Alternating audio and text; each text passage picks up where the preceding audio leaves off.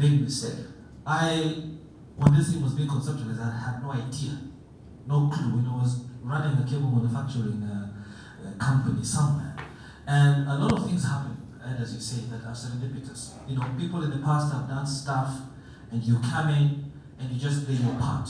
And one thing that you say, including people's mistakes in the past, make our ground fertile today. That's exactly true, I think, for Vision 2030. When I came into Vision 2030, into this position, one of the people that I met very early on was a gentleman by the name of Victor Cole, Dr. Victor Cole. And Dr. Victor Cole had come to this country, partly through the urging of people in this room, people like Kibi here. So all these people who are the giants before, were people like Kibi. And Dr. Cole agreed to join the National Economic and Social Council, on which people like Mike Harris sit, Vimal sits. So you can see all the players in trying to drive this country forward. Everyone playing a different role. So really, it's just like I'm a tip at the point of a spear that is very sharp and rich with different people playing their parts. But Dr. Cole sits in the National Economic and Social Council. And as you heard yesterday, that was the genesis of Vision 2030. And last year, in January of last year, he took a whole bunch of us, led by Prime Ministers, to Singapore. But prior to that, he's taken a number of people to Singapore, and I think he's going to be doing that in the next few hours too. And I have to say this, Victor. Victor worked so hard for this country that I wish some of us were actually Kenyans. Worked half as hard as Victor does. You'd be shocked. He comes to my office and is like, come, we're going to go and see this particular permanent secretary. What's the issue? He actually drags me, not me dragging him. The kind of passion and dedication and commitment he has is tremendous, and I think a great benefit for this country. And when I came in, one of the earliest people to come to my office was Dr. Cole. And I realized, actually, thank God this guy exists. And some stuff that I hadn't even begun to realize would be issues he presented to me as issues, and then began presenting solutions for them. So I don't want to take too much time. I just want to invite Dr. Victor Cole to come and make a presentation. He's from Singapore, but lives in the US and spends a lot of time in this country. Victor? Thank you.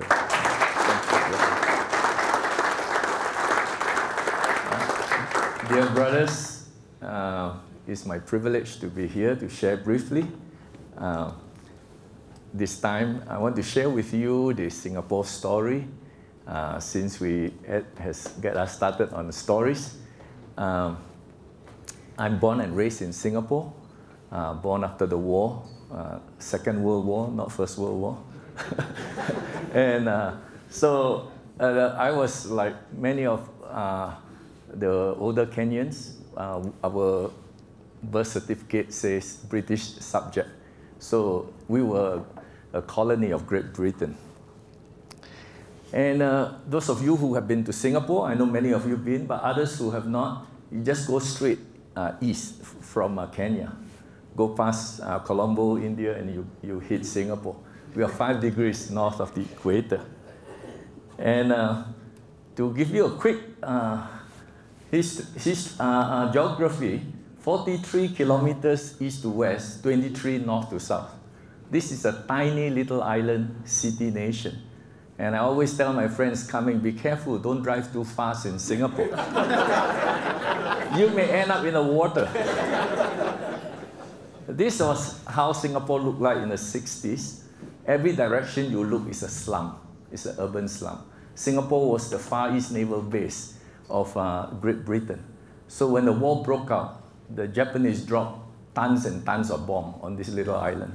So we were devastated. So from this kind of slum, we have moved to a modern metropolis.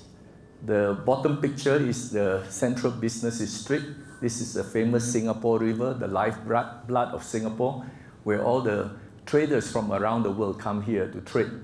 And today, this is the modern metropolis, Singapore.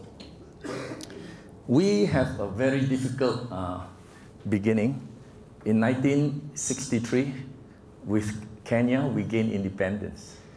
And we were too small, so Great Britain insists that the 4 colonial states must come together and form a nation. So Malaya, Singapore, Sabah, and Sarawak, we came and founded this nation, this new nation called Malaysia. And when we started, the socio-economic conditions of Singapore was appalling. There was poverty everywhere, very low income. You just see 99% of the people are poor. And employment, there was massive unemployment. And you understand that. Many of you, Kenyan brothers, you're familiar with this situation. The foreign investments, there was nothing much to speak about, because in such a situation, who wants to come to invest? Then the education system was very poor, appalling. I remember during our O-levels, you all go back to your old friends, but this was one of our conversations. If I don't do well in my O-level, I don't get grade 1 or grade 2, I don't get good jobs, I'll become a teacher. So it sounds funny now, it wasn't funny at all at that time. Because, so you can understand that in the teaching profession is the leftover of the society. Everybody would like to get a job in a bank, in a white-collar, air-conditioned, wear a tie. So the teaching situation was really bad. Bankers, good. Health, we have every disease you can think of. Tuberculosis, polio, typhoid, cholera, everything you have, we have. So infant mortality rate was very high. Babies hardly survive up to 3 years old. Housing, our roof were made of palm leaves and sawn timber, and usually one hut. So coming to Africa and seeing your thatched hut made me feel a little at home, nostalgic of the old days. So housing was very poor, shortage. Corruption was everywhere, and it was systemic everywhere in private or public sector. If you need any help, ask anyone a favor, never go empty-handed. If you are poor, bring some eggs or fruits or chicken or something. But so everybody, even the teacher, you go to see a teacher for help, you bring something. The political climate was very unstable because there were many forces trying to take over Singapore at that time. I will talk about it. Law and order, you have your Mungiki, we have our triads and mafia. So every district was ruled by a gang. And if you are selling very simple hawkers, mom and pop, you pay too. Everybody pays an extortion fee. If you don't, they come and destroy your work. And all the police were bought off. So the whole country was run by our Singapore, we call that the triads. We were threatened by China. China was communist, turned communist in 1949 after their own civil war. And China pledged openly to make all the Asian countries communist. And they supported all the underground movement. Indonesia found the founding of Malaysia a big threat. Indonesia was about 100 million at that time. And they thought that these 4 countries coming together is going to be a major threat to them. And they declared war on us the day we became a Malaysia. That wasn't a very... Normally you send your greetings. When you have your... This one they send you, we are going to war with you. And USSR, during the height of the Cold War in the 60s, their fleet was coming through. You can see them when you stand on the shore. And nobody can challenge them. So they were a major threat. They can walk into any country and take over.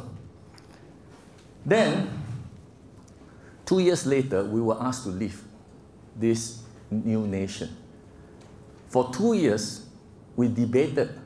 We went and discussed over 2 major issues. What kind of country we want this to be? What kind of nation we want to build? And value systems. What kind of value system is this nation going to be built on? Yes, everyone will be equal, but some will be more equal than others. So we said, no, that cannot work. So we could not agree on just very core national value system. because there's going to be one first-class citizen, a second-class citizen. So we say, no, if it's a new nation, then regardless of our background, where we came from, let's be one people. So that's how we started. Then, when we were kicked out of Singapore, kicked out of Malaysia, it was a national trauma because our Prime Minister actually cried, and the whole nation cried with him. This was a serious thing because we were booted out of Malaysia, and we knew we don't have a hinterland, we don't have minerals, we have no resources. We were just a little island with hungry people, and there is no resources at all. And the Almighty God blessed us with one deep harbor. The ships can come very close, right up to there. And we decide that we're going to turn that into a world-class seaport. So we get together and we begin to dream.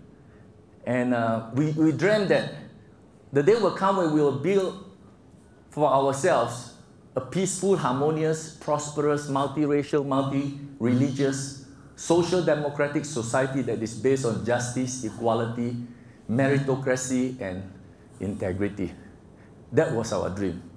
You see, Singapore, we were founded by people from four cultures that are very old. People from China. I'm a fourth generation Chinese from China. My great-grandfather were merchants. And then there were people from India, South India primarily. And then there was those from the Malay archipelago, and then 2% Arabs and others.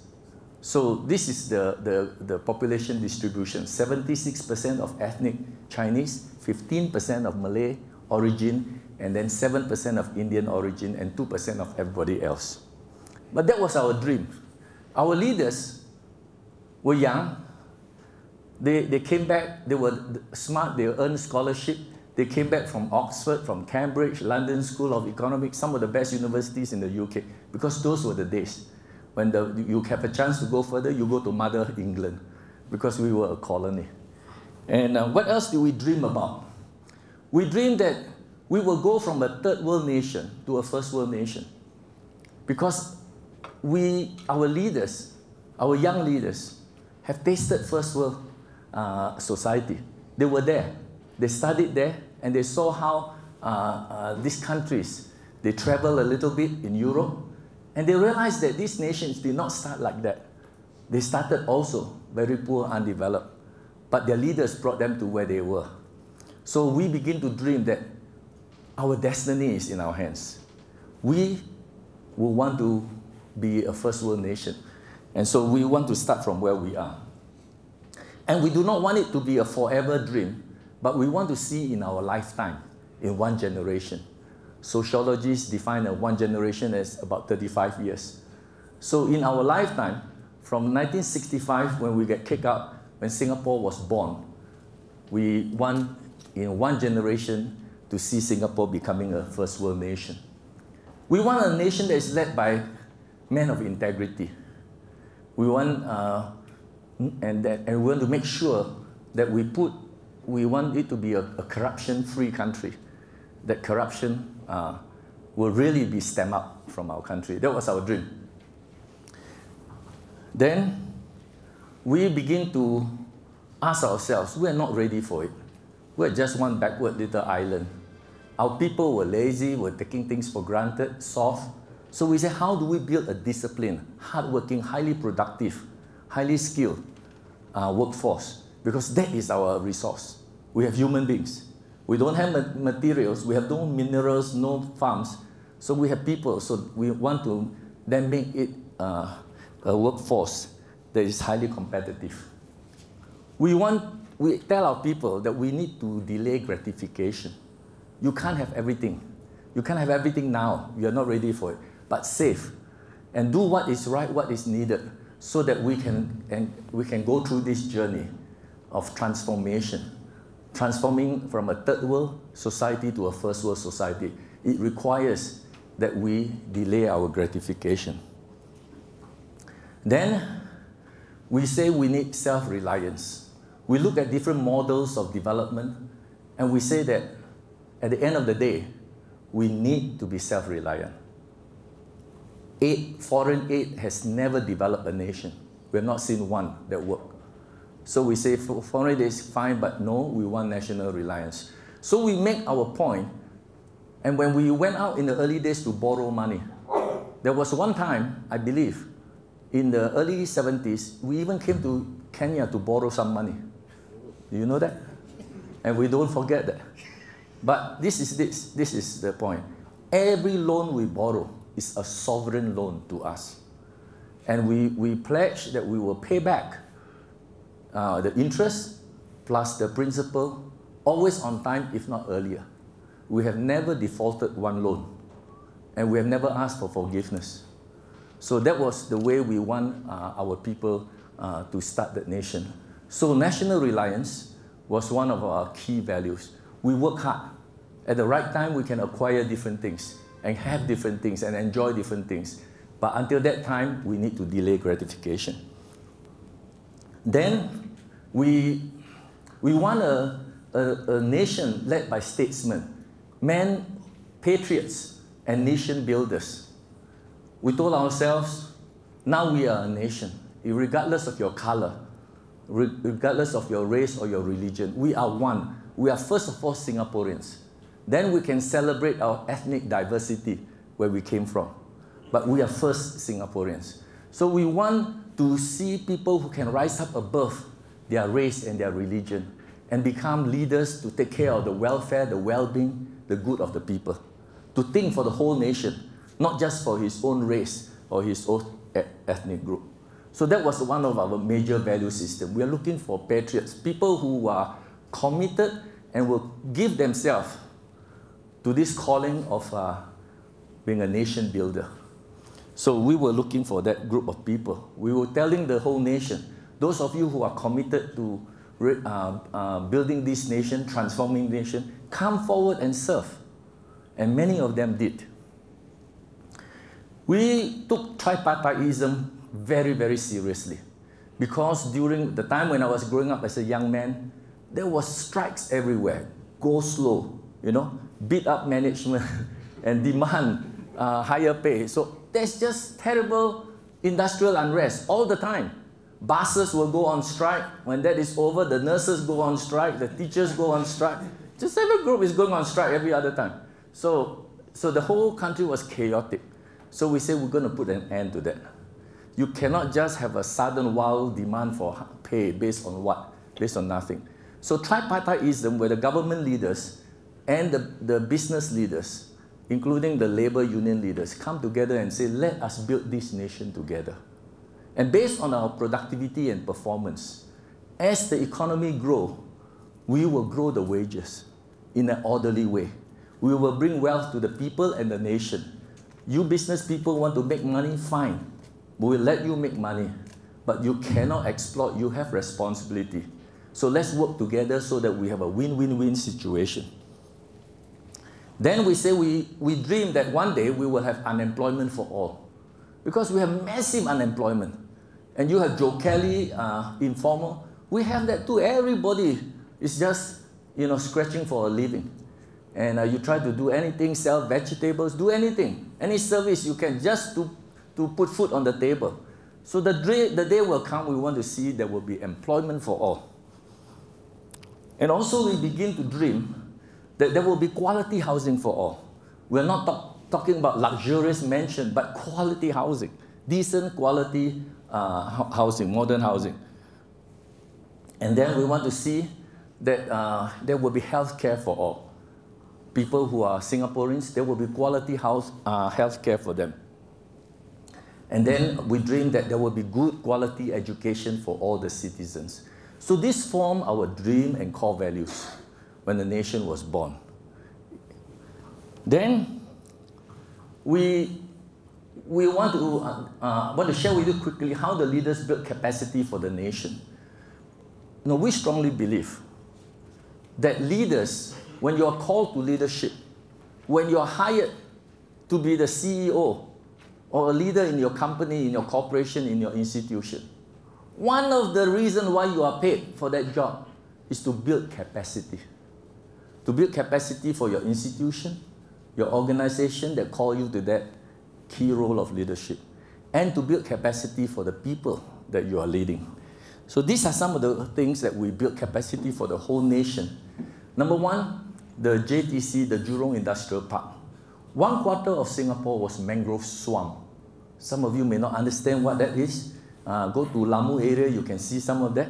This mangrove grow in intertidal area, and then usually is infested by crocodiles, malaria, snakes. So most people stay away from those places. We have 1/4 of our island in this condition. So we picked Dr. Goh Keng Swee, PhD from London School of Economics in the early 60s. We say solve the problem. So he drained out the whole mangrove swamp, fill it up, put in all the required infrastructure, and turned that into our first major industrial park. Today, we make the whole Singapore a special economic zone. Now, this created jobs, jobs, jobs. You know, all we care about our KPI, key performance indicator, is how much is your investment, sir, and how many jobs? You are welcome. We don't care whether it's pollutive or not. That's not our issue. We are looking for labor-intensive industries. Just come, please come. Do anything you want. What you need, tell us, we provide for you. That was job creation. Then we have another group of our team called the EDB, Economic Development Board. They go around the world to all the first world nations and say to the multinationals, please come. Why put up your factory so far away? Put it in Singapore. And we will be very pro-business, very friendly. We got your investment. So we actually went door knocking all over the place, all the capitals of the first world. And we truly was a one-stop place. The businessmen don't have time to show up in Singapore and go to 40 institutions or offices to get this permit, that permit. But in one place, we get for them everything they want, all their requirements. Once we say yes, you will get it. How much electricity you want, we guarantee you. How much water you want, how much land you want, all this will be there. So this was a very key institution. And we were bringing people from Japan, from Europe, from UK, and the US. The Urban Redevelopment Authority was trying to redevelop the country. The country was haphazard. People break every law, build in places they're not supposed to build, and don't follow any kind of labor code. So you can see a haphazard place, all right? And nobody enforces it. So we begin to say, no, this messy, chaotic city needs to have some order. So we begin to do a major city planning. And today, Singapore is a modern, very well planned. You don't even feel it's a small place. You come in, we have freeways, and you can get to anywhere in Singapore in 15 minutes if you know which freeway to take, okay? And we plan, we have our concept plan that we review every 10 years, and our master plan is reviewed every 5 years. Even now, we have plans that are 30 years from now. We have land banks and places that have been reserved for Singapore to grow. The next major capacity building that was made for the nation is called the CPF, the Central Provident Fund. What we do is, by law, we require every citizen to save 20% of his salary, gross salary. So that this is a saving, not a tax. And then, by law, we require his employer, can be private, can be government, whoever is your employer must contribute another 20%. This first 20%, your own personal one, is not negotiable. But the other 20%, the government can change it from time to time according to the economy. If the economy is doing good, it goes up to 21, 22%. When the economy is doing bad, we make it down so that the cost of labor is not too high for the business community. Now, this money is collected. 40%, let's say take 2020, every month goes into the Central Provident Fund. And with this Central Provident Fund, there were 3 accounts or pots. The first one is for retirement. Second one is for public housing. And third one is for catastrophic medical insurance.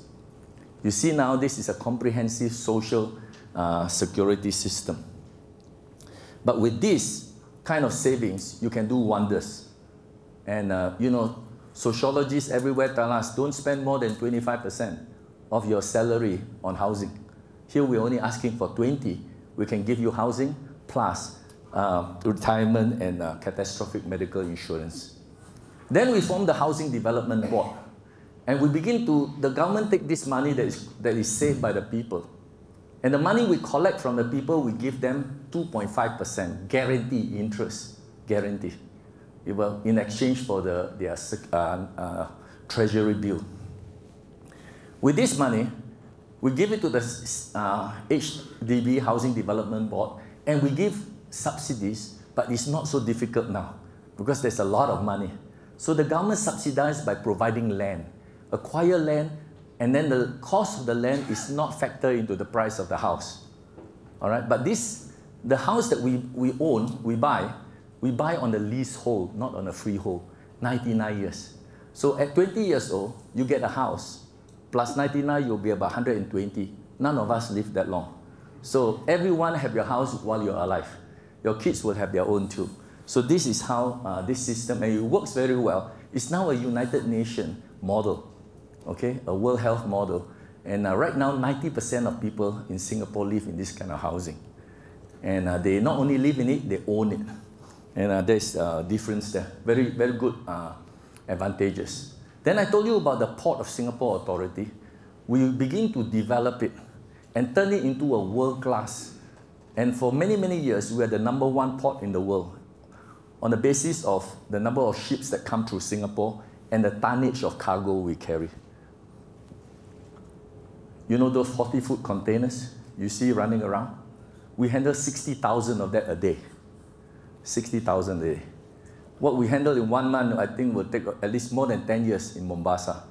So we're talking about a very serious 24/7, 365 economy. The port never go to sleep. Whether it's the Prime Minister's birthday or what, doesn't matter. It goes on.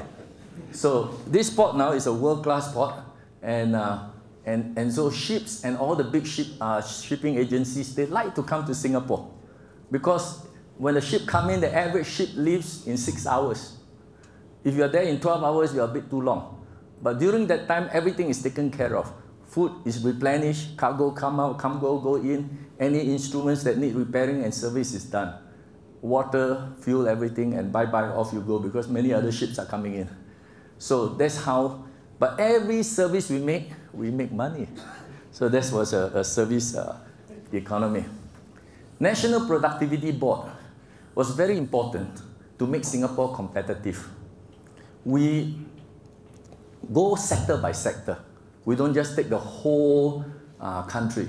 We go by industrial sector and say, what is the best benchmark, the productivity standard, in the best practice in the world. And so we compare ourselves, not with our neighbors, but with the world. So today, Singapore society is a highly productive place. If you look at productivity and competitive index ranking. National Wage Council. So we do not allow people to go on strike. It's illegal in Singapore to strike. If you have an issue, there is an industrial arbitration court. Go there first. And if it is determined that your owners, your bosses, the management is unreasonable, not being fair or not being just, then you are given permit to strike. Otherwise, no strike. You get strike, you get arrested. So Singapore, and then every quarter we publish every economic indicator. Every indicator is carefully published. And then by the third quarter, we know, we are very sure how the country is going to grow. The GDP growth at the end of that year. The Wage Council will then decide, say, based on our performance, our economic growth, based on the inflation, based on all these factors, we recommend to the whole nation that the wage be increased by 12%, for example. On January the 1st, the whole public service increased by 12%. No question asked. If you are in the private sector, you must raise your salary by 12% or more, but no less. If you are doing well, you can do more. So for the last 35 years, every year wages have been going up, going up, going up. From per capita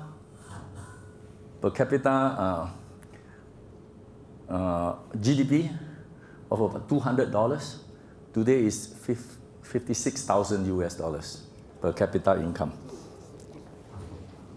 Then security, you are a tiny nation, people can swallow you up. So we say we have a problem. We have people who are not disciplined, not rugged. Plus you have an issue of security outside and threat inside. And then so many jobless men. So we came up with one solution that solved all three problems. National service. Every man, regardless whether you are the son of the president, the prime minister, or minister, or a billionaire son, you go to national service.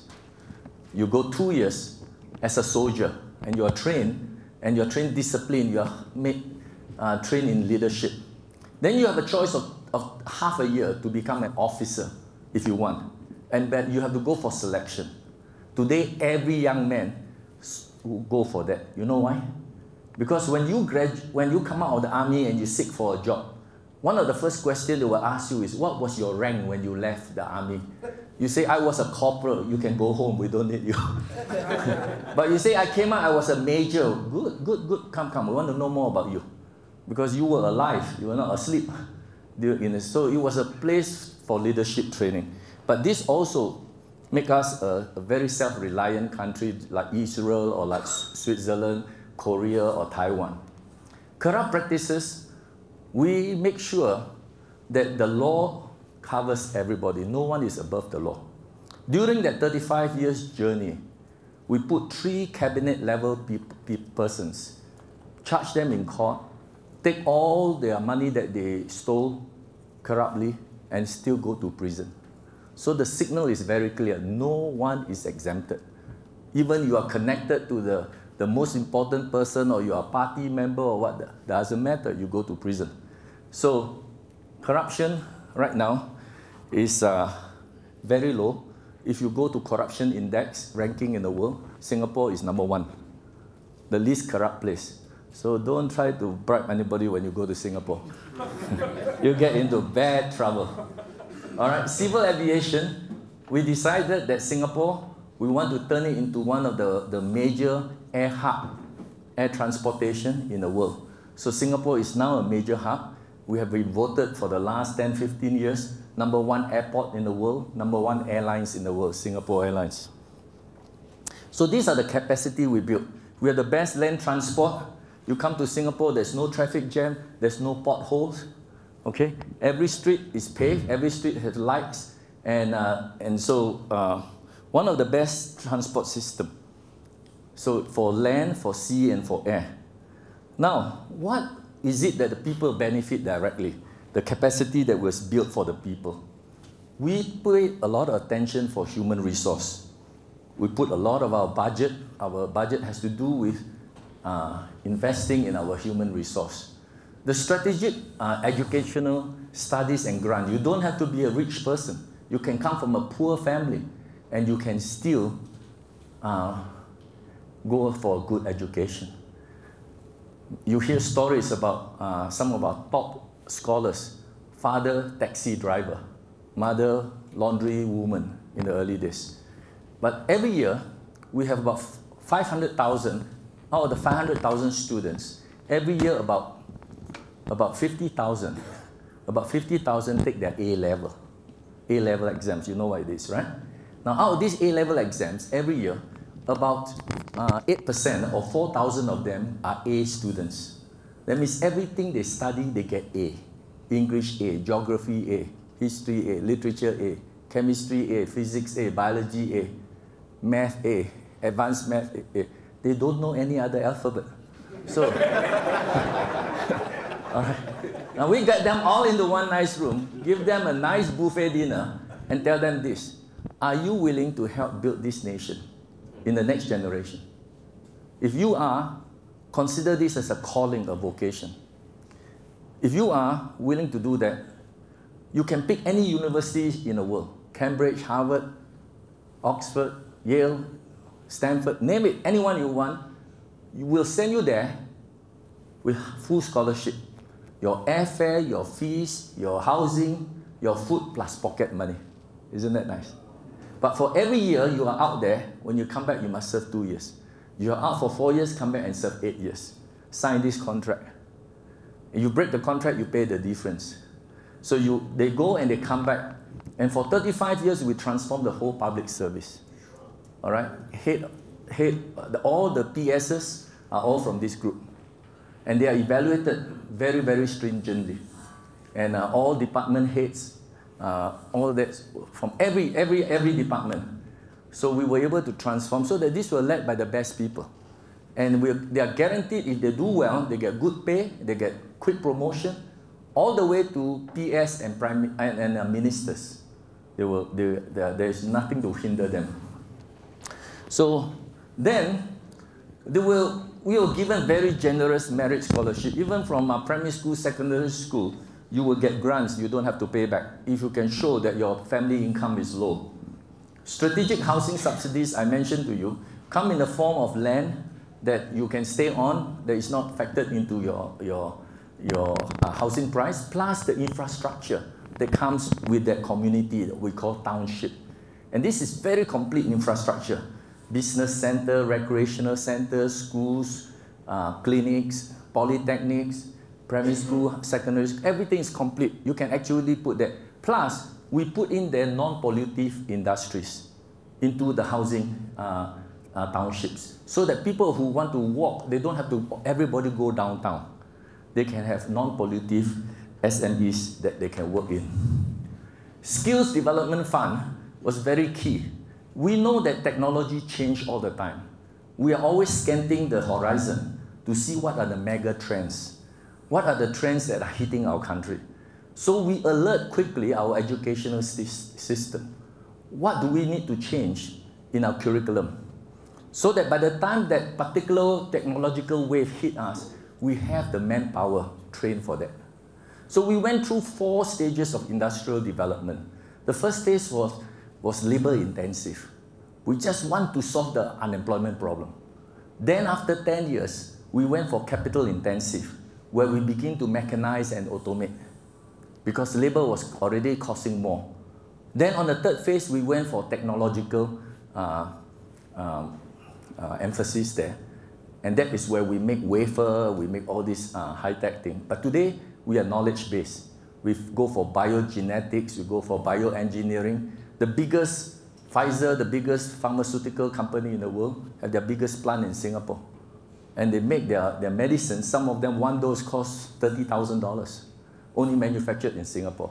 But you got to get your people ready so that when the company comes, they are able to serve these factories. If any one of you, if any Singaporean wants to change and want to learn new skills, for example, you don't know how to use the computer, there are licensed computer school you can go. The government will pay 50% of your fees, and your employer pay 50%. You want to be an accountant, you go and take an accounting school, government pay 50%. So any skills you want to develop yourself, the government will support you with 50%. So we are very pro skills development. That's how our Singapore labor become very, very skilled today and compete with the world. Infrastructure, we have one of the best infrastructure in the world. When the economy is down, the government will pump in supply chain economics and begin to build so that we have no traffic jam. We have the best traffic transportation system, mass rapid transit. There's no such thing in Singapore as, I'm sorry I was late because I was caught in traffic jam. No such thing. Don't even try. Okay? Because when this train leaves here, you know exactly in how many minutes you are in that station, this subway. So nobody, don't come up with that story. All right? And you show up 5 minutes before the appointed time. So infrastructure, everything you want is complete and very high standard. Then, low personal income taxes. One of the lowest, 15%, 1.5. And we have less than 20% of the population paying income tax. The rest are considered earning too little. If you make less than 2,000 US a month or 2,000 and less, you are considered poor guy. So you don't have to pay tax. Okay? And there's no death tax. We got rid of it. Because we say you've been paying tax while you are accumulating this wealth. So when you die, why should we tax you? You let your kids have it.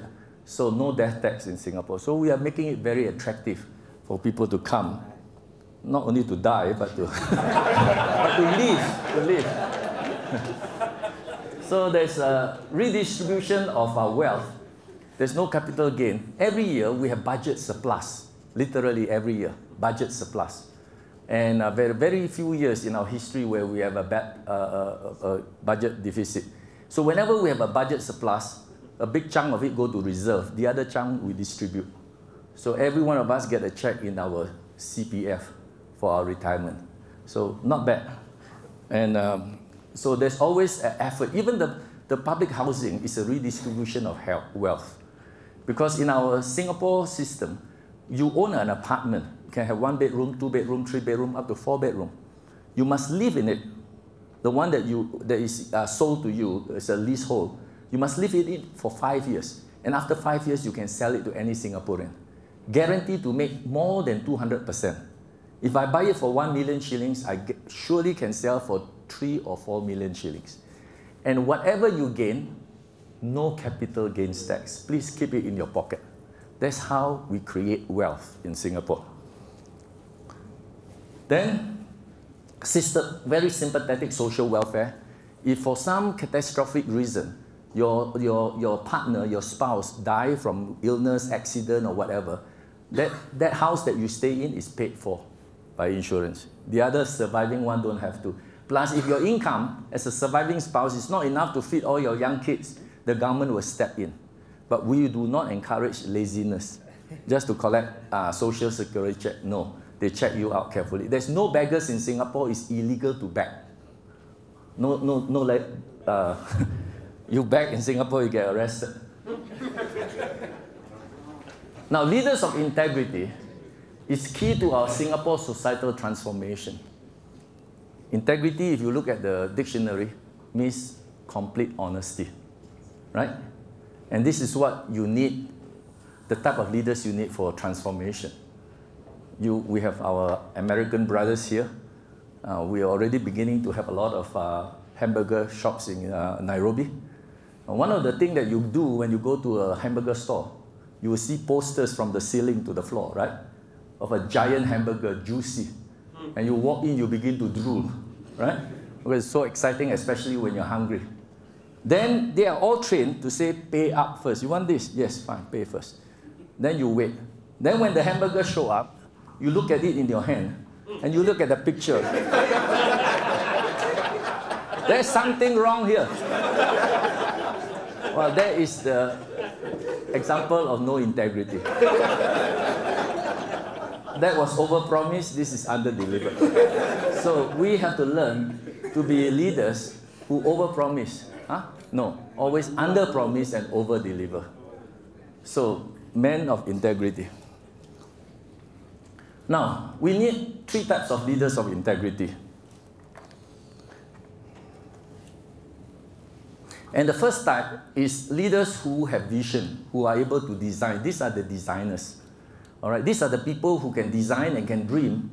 Now, by the way, the second reason why you CEOs or chief executives or senior executive in the executive team, why you are hired and paid, is not just to build capacity, but to dream dreams.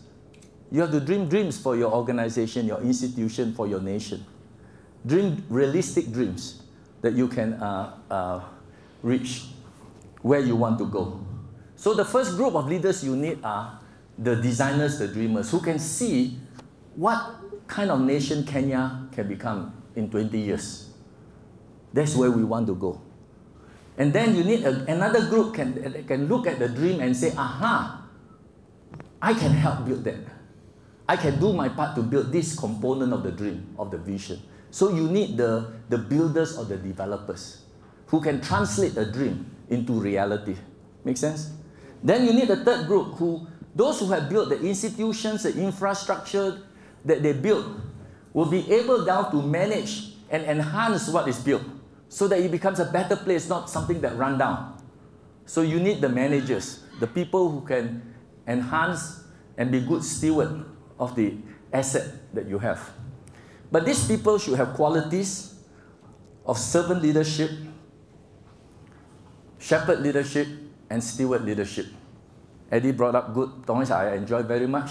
Servant leadership is now a very, very inward. You look at all the bookstores, it's not only restricted for Christian leaders. Secular books are talking about servant leadership, that's what is needed. From good to great, Jim Collins. All these great companies correlated were led by servant leaders. He called it level 5 leaders.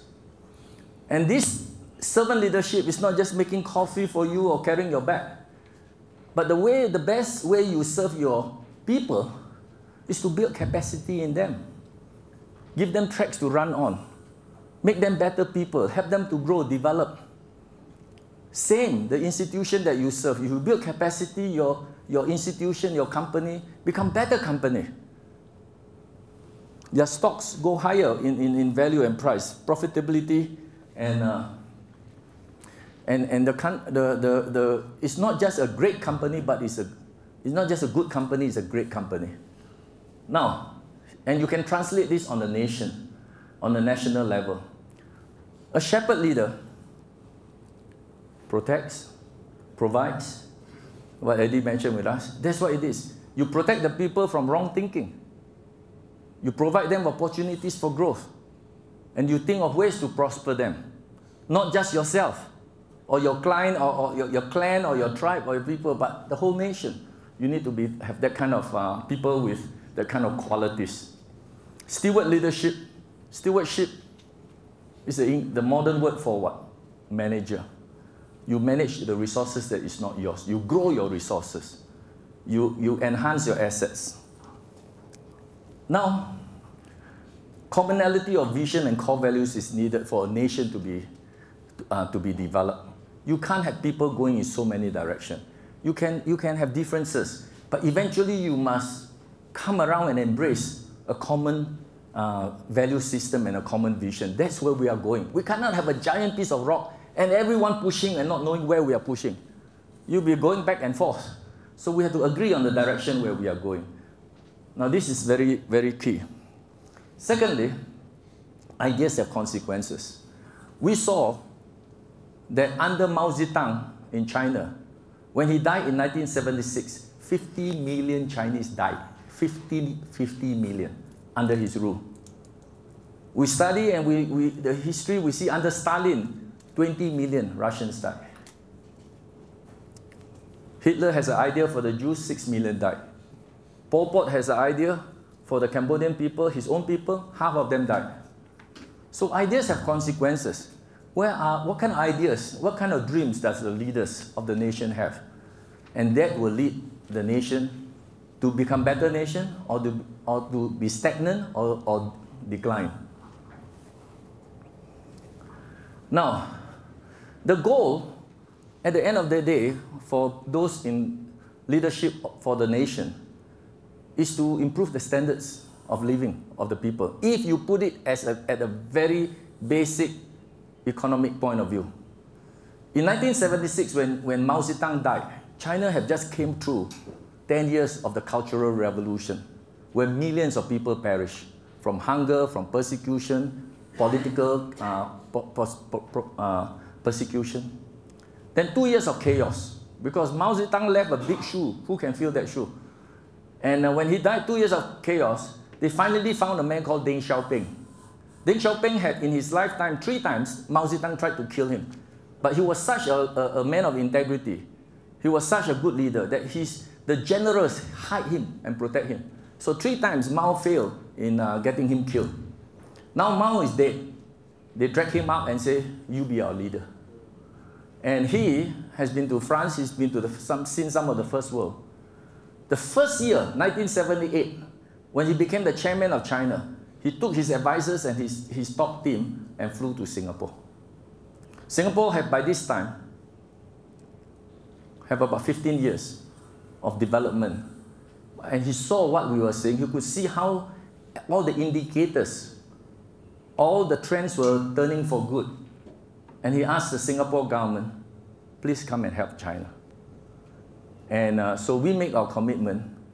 And in 1980, we break ground and advise them how to build the first 4 special economic zones: Shenzhen, Zhuhai, Shantou, and Xiamen. Today is the powerhouse. And after the first 10 years, China said, this is fantastic. Please do 14 more, all on the coast. Today, all 31 provinces want to have their own industrial park and industrial estates. And we are still advising them. Vietnam was the same. After the Vietnam War, the whole place was destroyed. And now it's one of the fastest economy in Asia, growing. And we are helping them the 4th special economic zone to create employment. So the goal is, at the end of the day, the people's lot is getting better. And that's what leadership is all about. And their standard of living is better. There are 4 books I will recommend for you who want to read. The first one you know quite well, From Third World to First by Lee Kuan Yew. But there are 3 other books that is good. Lim Kim San is called The Builder of Singapore. He was the one responsible for the urban redevelopment, the housing, affordable public housing, and the infrastructure. Then there's Goh Keng Swee. He's actually the number 2 guy. He's the problem solver. He's the one who industrialized Singapore, responsible for Singapore industrialization and solving our unemployment problem. Okay? Then defense. When there's problem, he went and built the army. And then education, we had to get a better education system. He was there, he built the education system today as one of the world's best educational system. So these 4 books, I will let you have it. If you want to copy, I will leave a copy so you can copy. I went to China, I found out they have a definition for copyright, and that is the right to copy.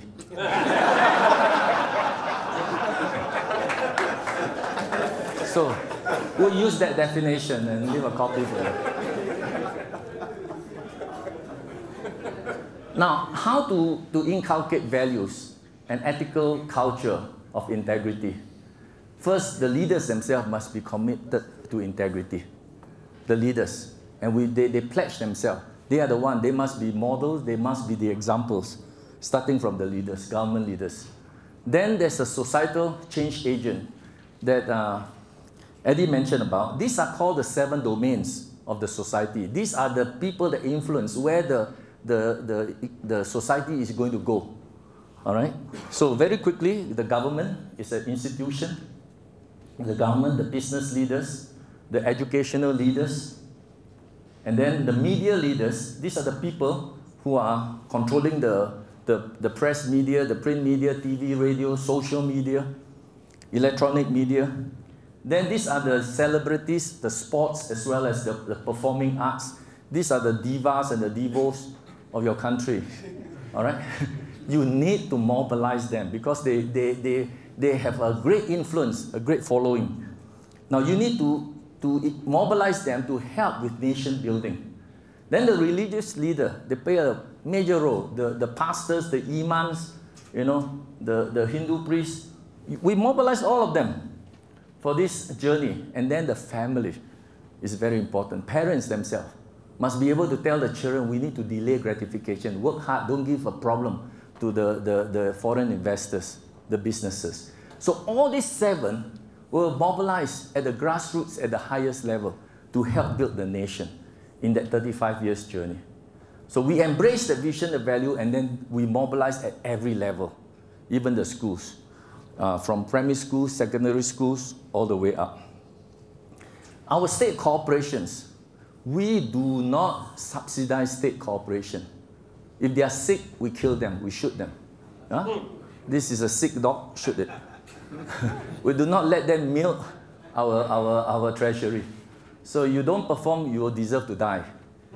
Singapore Airlines, when we were just starting, our pilot said, you know, you are paying us too little. Look at all the big airlines, you know, Pan Am and all this BOAC. You know, before British Airways is BOAC. Yeah, back of a camel when you ride on it. And So he said, we want the same pay as all these pilots. So Lee Kuan Yew invite them to a conference room and say, if you strike, I will close down Singapore Airlines and you will be jobless. You understand that? We are not ready to do that. But when we do better economically, you will get good pay. But not now. Now you work hard and build your reputation as one of the best airlines in the world. Now, today, after the 35-year journey, I will just give you the quick indicators. So our GDP is about 300 billion, and our per capita is about 56,000 US dollars by IMF, the third highest in the world. Our global competitiveness index is number 3. Our ease of doing business, number 1. Number 1 means it's the easiest place in the world for any businessman to come and do business. No nonsense. Everything is open and transparent, regardless of where you come from. In the old days, when I was growing up, you want to get a business license, 6 to 9 months. Today, you get it in 6 hours. All right? You come in the morning, by afternoon, you have your business license, you can operate. Assuming all the information you give is real and true. We check on you. Okay? And so, easiest place, no dealing under the table. Everything is open. Everything is transparent. Easiest place to do business. But keep the law. You have laws, we have laws. We enforce our laws. We enforce it very seriously. So don't break rules and laws in Singapore, then you'll have a good time. Okay? Singapore is called a fine country. Anything you do wrong, we fine you. Now, corporation, labor, and employer, one of the best in the world. Number 1, that means businessmen will welcome to come to Singapore. Okay, we have very good labor and owner-employer relation. National savings is 40%, 40.1 GDP. Country rating is number 3. Number 3, right? Number 6. That means among all the countries in the world, Western, first world country, our credit is very high. And the life expectancy, we don't live the longest. You see, we're just number 12. But educational system, we are number 1. Math and science education, number 1. Singapore has full employment. Today, we have 6 million people. We have more jobs than people. So we have to offer 1.5 million jobs to foreigners working in Singapore legally with work permit. Okay? Because we have too many jobs and not enough Singaporeans. So we welcome people from every country, but you have to compete for the job. You have to be good enough. Very high productivity, very disciplined workforce. So you're welcome to come and work in Singapore. Full employment, we have 1/4 for foreigners. 90% of the population live in quality homes. Everyone owns a home. You own it. Now, why is owning a home important? Because owning a home means you have a stake in the nation. If you don't have a stake in the nation, then you say, if it burns, let it burn. That one, now you're protecting it. If you come to my place where I'm staying and you are drawing graffiti, I will stop you. I don't have to call the police. This is my area. You're making my price go down. So everybody will want to protect. So you're proud of where you are staying. Then you have number 1 port in the world, number 1 airport in the world, number 1 airline in the world. But this journey was built upon values. We believe that values led to character. This is for a person. It's also true for a nation. It's the values that we embrace and hold dearly. They become the character of the nation. Personality, however, is based on needs. Every child that is born into this world has different set of needs. And these needs will drive them to different behavior, to different interests, that if they pursue enough of those interests, they become skills and competency. That's the personality. The literature tells us that the books on leadership and management have been moving away from character to personality. Personality is the outward, what you impress others, what they see of you, the composite you. But the real you is inside, your character. So to build a nation, you must have values. So I'm so glad Vision 2030, the government is putting emphasis on the national values. And it was timely, it was incorporated into the new constitution, or the constitution of 2010. And we have values included. If you motivate people the normal way, you use needs to motivate them. What you get is, when you use needs to motivate people, you have external motivation. But if you use values to motivate people, you get internal motivation. I do it because I want to do it. I believe in it. This is the right thing to do. So you cannot just motivate people based on external motivation, because that's called the carrot and the stick. Carrot means reward, money. Stick means punishment. But that is only go so far.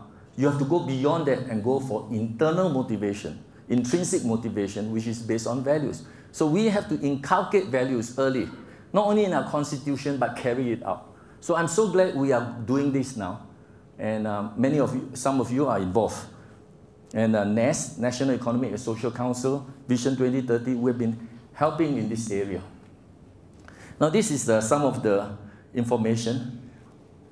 My understanding of the Vision 2030 and the Constitution of 2010 tells me this, that Kenyans are dreaming that by the year 2030, they will become a newly industrialized nation, a harmonious nation, peaceful, multi-ethnic, multi-religious, prosperous, and a middle-income nation, corruption-free, clean, green, healthy, safe, democratic society based on justice, equality, and meritocracy.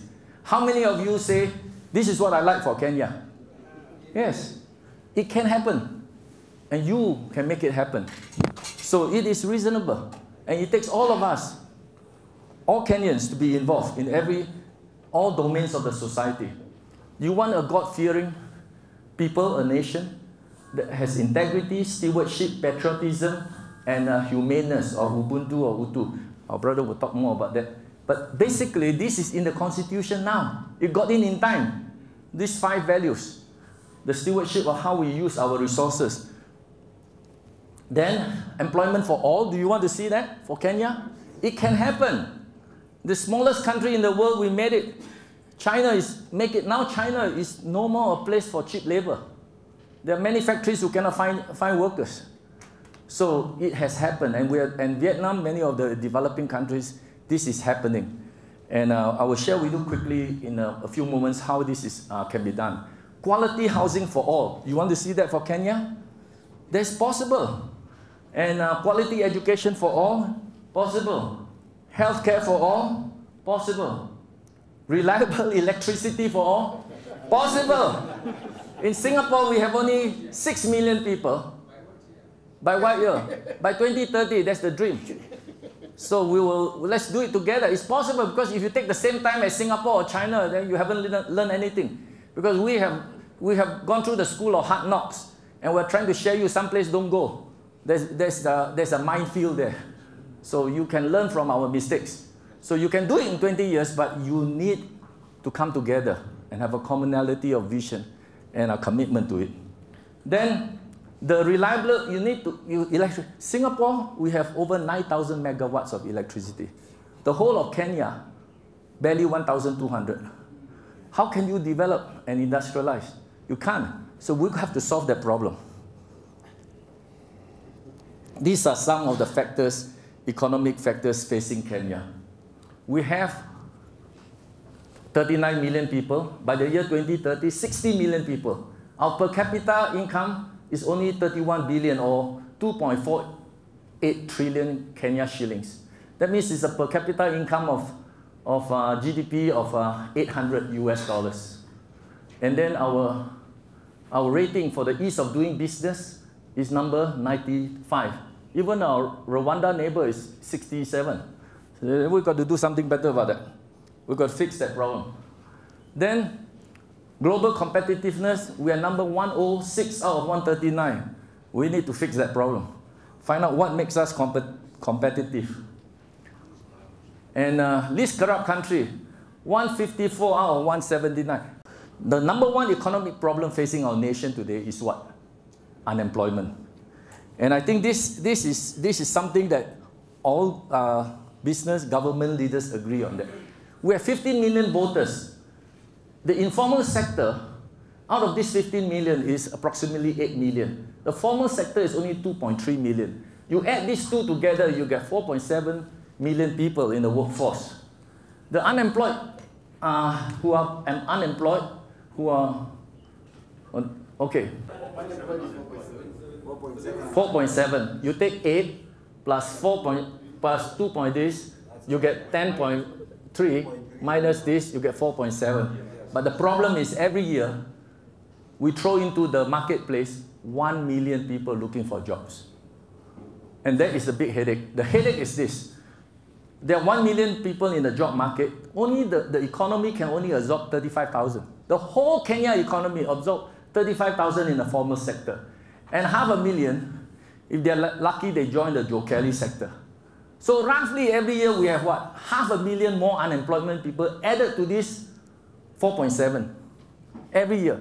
Even if you do a straight line, nobody have any more babies for a while. For the next 20 years, you still need what? 10 million jobs. And add that to the 4.7. So you need 15 million jobs. But the population is growing, so we will need more than that.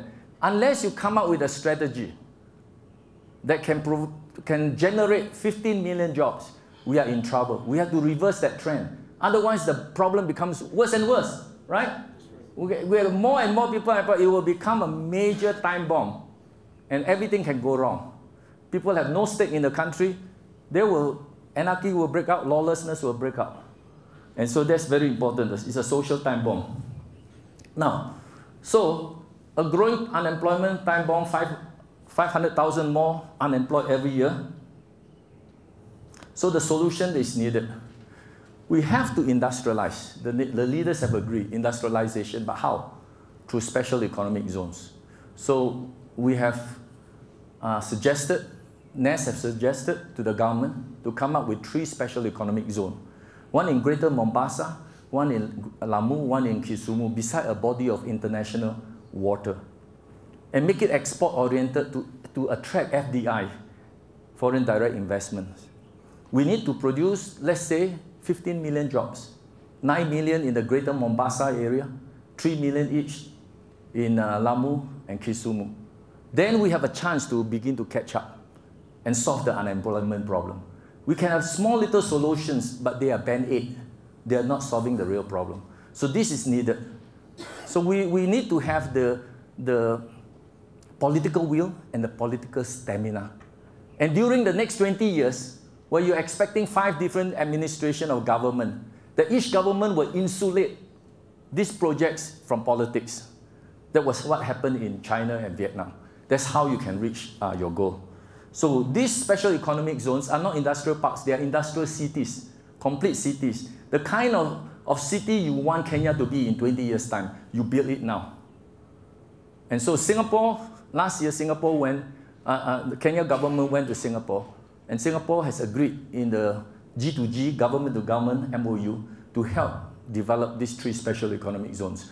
We are already helping 25 countries. 2 of them you know very closely, Rwanda and Congo, Brazzaville. So this is what is going on there. So this is the solution we have before the government. And many of the government leaders know this is the right thing to do. This should be done. But we are still struggling with coming to the decision. We are very close to that. So this is the thing. Now, the number 1 social problem is what? Poverty. We have poverty with this situation. We have 40 million people going 60, 15 million voters, GDP 31 million a year, per capita about 800, poor and lower income 95% and more. Economic multiplier is 7 to 9 times. That means for every $1 million we invest on public housing, it will come back to the economy 7 million, 7 times more. Because now people live in better housing, better health, okay? Children can study, people don't get sick, they don't, absent in work and all that. So it's called the economic multiplier effect. So if we invest in housing, we not only get housing, but we get economic returns. The solution then is wealth creation. Problem is poverty, solution, create wealth through a CPF system, a Kenya CPF system, where they contribute for affordable and sustainable public housing. We need 10 million homes. But let's not talk about 10 million homes first, because the housing agency of the government are producing 300 to 400 homes a year. It will take forever. They are not used to it, so we have to teach them to share the technology, and we are willing.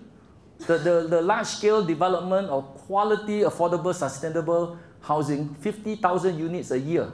Increase it to 100,000 units a year. At 50,000 units, in the next 20 years, you can only build 2 million units. Singapore have built over 1 million units. At the height of our building program, we deliver every 8 minutes, one apartment complete. Every 8 minutes while you're sitting here, one apartment, but it's not by one crew. We have a few hundred crews going on. It is possible. And we are ready to help. And as I say, this is not only providing a shelter, it's wealth creation. When they sell it twice, we are allowed to sell it twice.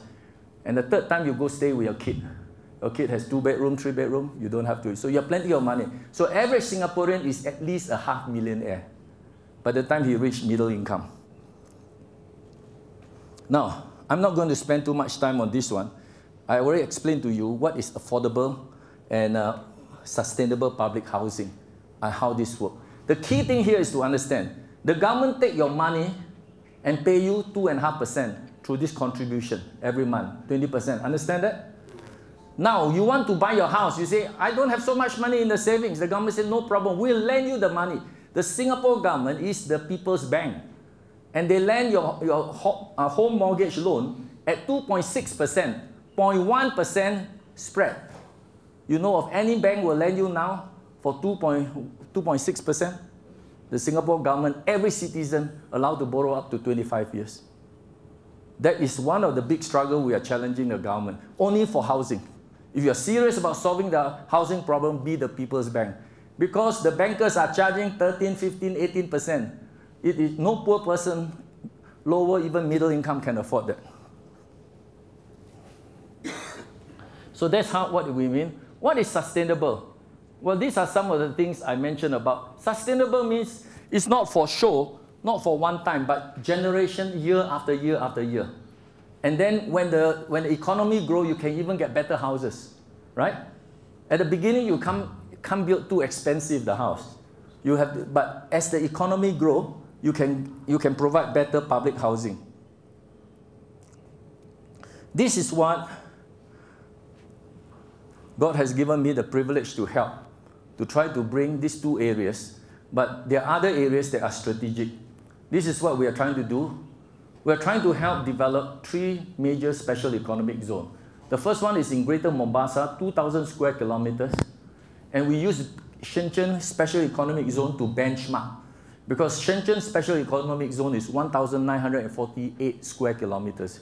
We are working at 2,000. And this we want to get 9 million people working here. Kisumu and Lamu, each about 700 square kilometers, use Singapore as the benchmark. And you can get 3 million people there comfortably working there with their families. So this is what we are trying to do. Plus, the Dongo Kundu needs to be made into a transshipment port for this Greater Mombasa. So it will be a world-class transshipment port. Affordable housing, e-government system, we have already begun under the leadership of Sam Wale. Singapore's team is already helping. We are one of the top in e-government in the world. We've started this journey for 35 years. Every Singapore home, every office is 100% fiber optic. There's no waiting time. You want your telephone line? What time you want tomorrow? 2 o'clock, it will be turned on. Not one line. How many lines you want? So it's fiber optic in Singapore, 100% infrastructure on that. And then national single electronic windows. I already mentioned to you, our port, our airport is all managed by this single window, famous in the world for clearing customs and collecting revenue.